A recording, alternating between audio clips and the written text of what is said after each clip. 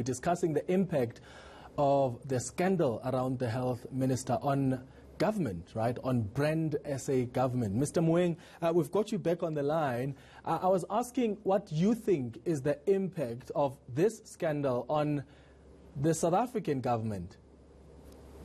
It's definitely negative. Look, the Minister Mkhize has been one of those ministers who, for many months over the past year, has been seen to be credible, to be doing the right job, to be in the right place at the right time, given that he's a medical doctor. And all the corruption that has become normalized in South Africa, for some reason didn't touch him, and for a good reason, because we didn't need them, right? But when this thing came out, it was almost like another moment of a true Brutus for South Africans, for everybody watching South Africa. You know, so corruption has become really normalized. And the world has expected President Ramaphosa to act more,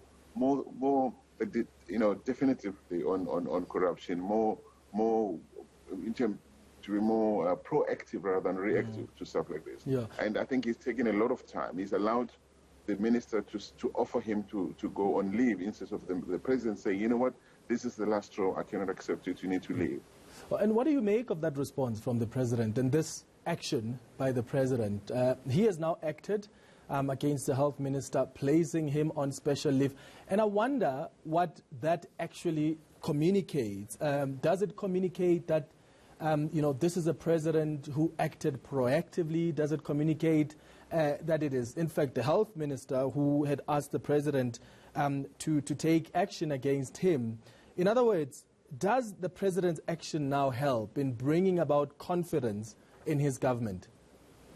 No, not really. Look, the president didn't act. I mean, we know that the minister asked to be allowed to go on leave, which is what, and the president agreed to let him go on leave. The president had many days during which he could have taken control of the narrative around this thing. The president failed, and it's not the first time that he failed to take control, to lead from the front. So all these reports that the president has placed the minister on leave are not true. The president has accepted the minister's offer to go on leave, which is a pity, because Ramaphosa, more than at any time during his presidency, needs to be seen to be leading from the front, to be taking decisions as president of South Africa. The thing is, he has to be president of South Africa and president of the African National Congress at the same time. And we know that the two are not always compatible, actually more and more incompatible as we go along. Do you think people still get surprised by corruption involving senior government leaders, or are we at a point as South Africans where we actually associate this government with corruption? Well, both. I think the answer is a bit of both.